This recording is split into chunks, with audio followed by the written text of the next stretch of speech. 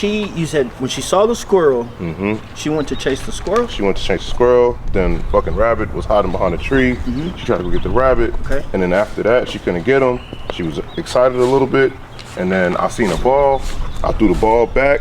I threw the ball to her where she ran to. She jetted to it, brought the ball back, did it by like 2-3 more times, and then that was it. She went right back to that. Just no. Just looked at me every time I did everything. And of course, that's what I got on camera.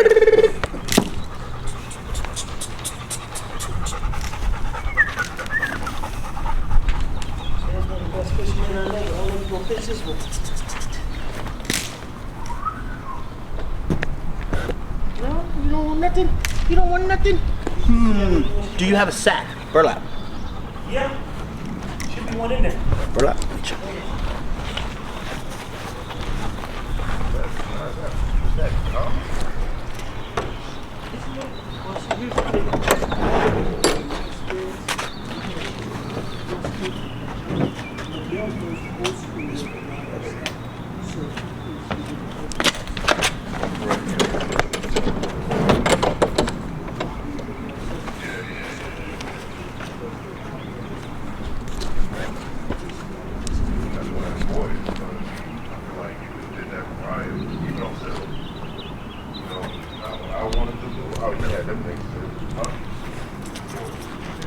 Just trying to get her to think it's more of a rabbit-based thing. Have you put her on a harness or a leash at all? Yeah, she's cool on the leash. She actually doesn't pull anything on the leash. Bro, I'm telling you, it's weird, man. Look, a couple things. I will say this, people. In my opinion, I think even in Stan's experience now, and even when my guy here, Jamal, was just breaking it down, these dogs, unfortunately, and you could tell based on experience, not have had a lot of human interaction. Now, the downside to the lack of human interaction is that she's jumpy. So even when Stan, like, go like, pet her head. Oh, yeah, she's flinching. Yeah. See, look, you see that right there? That right there, those little things, and I'm not throwing nobody on the bus, it just shows you that this dog has come from a space where she's skeptical. So if you have a skeptic, it's hard then to motivate him because they don't know what's going to happen. If something goes wrong, depending on who had her before, my guy Miguel, somebody could have been beating her behind to try to get her to do stuff. And so now she's kind of timid or uncertain because the humans that she's been around, Too rough. a little too rough. There you go. How old is she? She's 10 months old. So fast forward, Stan's trying to get her intrigued. Let me be very clear. She's not been interested in Jamal. She ain't really interested in me, but she's really walking around to feel things out. Like, are you guys okay? And that's just after a week. I'd say in 30 days, because she will chase an animal, we could probably get her on something. We won't have 30 days with her. But she instinctually has prey drive, so if you let her off, she'll go and get on stuff. But we like to make sure our dogs have a clear line of communication, so if they are, let's say, biting on a hog or doing whatever we're doing, you can say out and they'll leave that stuff alone.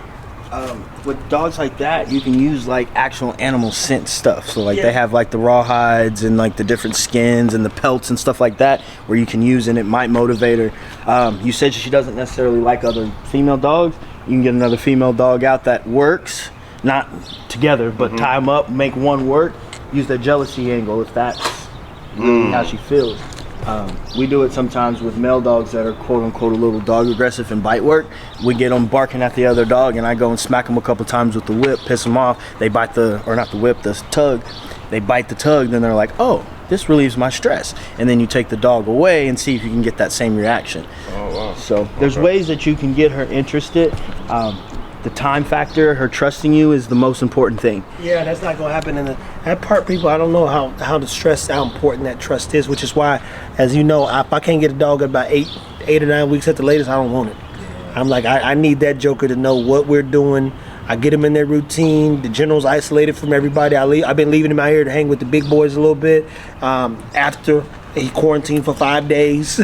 So, but point is, everything Stan's saying, we go through a strenuous process to get dogs excited, and unfortunately, it's because of, I'm not gonna call them bad breeders or bad owners, but you guys got a dog you didn't know anything about, and then that makes us work twice as hard to get the dog to do what it's supposed to do. And the Dogos are more, I would say, like a mastiff type breed, so they take a longer bit to mature.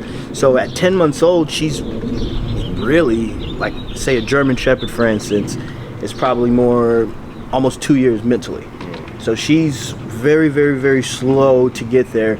At about 24 months, she'll probably be more confident in herself and all of that. While you say you don't have that time, so these are just something to think about when you are getting those bigger dogs. Their maturity level is very important, especially if you want them to do this kind of stuff. Start it early, start it often, and then always end with them not being tired or exhausted. Because they shut down easy. Mastiffs are naturally more protective in a sense where they protect their home, but they don't have a lot of prey drive, and so they won't like go after nothing.